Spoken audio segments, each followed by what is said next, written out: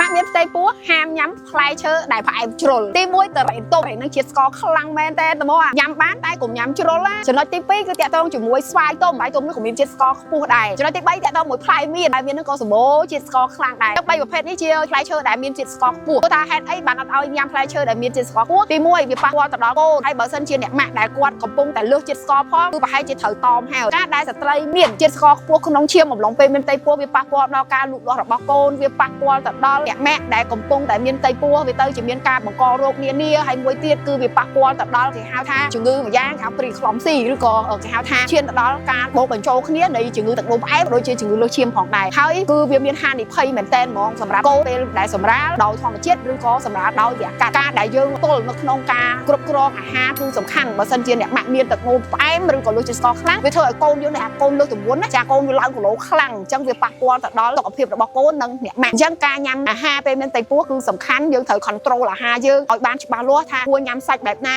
គួរញ៉ាំអាហារបន្លែនឹងបែបម៉េចគួរញ៉ាំផ្អែមផ្លែឈើនឹងបែបម៉េចព្រោះតែញ៉ាំជ្រុលវាសិតតែប៉ះពាល់តែបើសិនជាវីតាមីនអីជាពិសេសតាក់ទងរឿងបន្លែញ៉ាំបានកាន់តែច្រើនកាន់តែល្អប៉ុន្តែបើសិនជាផ្លែឈើផ្អែមនេះគួរតែតាមដានស្ករក្នុងឈាមឲ្យបានទៀងទាត់ដែរដើម្បីដឹងថាតើកម្រិតជាតិស្ករយើងកម្រិតណាតែបើយើងកំពុងខ្វះជាតិស្ករចាញ៉ាំទៅអាចល្អវិញតែក៏មិនមែនញ៉ាំសម្រក់ភ្លាមបានដែរគឺញ៉ាំទៅតាមពេលវេលារបស់វាដូចគ្នាអញ្ចឹងទាំងអ្នកម៉ាក់ដែលកំពុងមានផ្ទៃពោះឬក៏បងប្អូនដែលកំពុងតែមានជំងឺទឹកនោមផ្អែមខ្ញុំគិតថាវីដេអូនេះគឺល្អមែនទែនសម្រាប់បងប្អូនទាំងអស់គ្នាកុំភ្លេច follow platform ថ្មីរបស់អ្នកគ្រូសេពៅផង TikTok Facebook YouTube ព្រោះដោយសារអ្វីដែលអ្នកគ្រូសេពៅចែករំលែកគឺចង់ផ្ដល់នៅចំណេះដឹងក៏ដូចជាផ្ដល់នៅបទពិសោធន៍ជាចំណេះជំនាញជូនបងប្អូនទាំងអស់គ្នាកំសាន្តហើយបានប្រយោជន៍ផងដែរចាអរគុណច្រើនបងប្អូនទាំងអស់គ្នា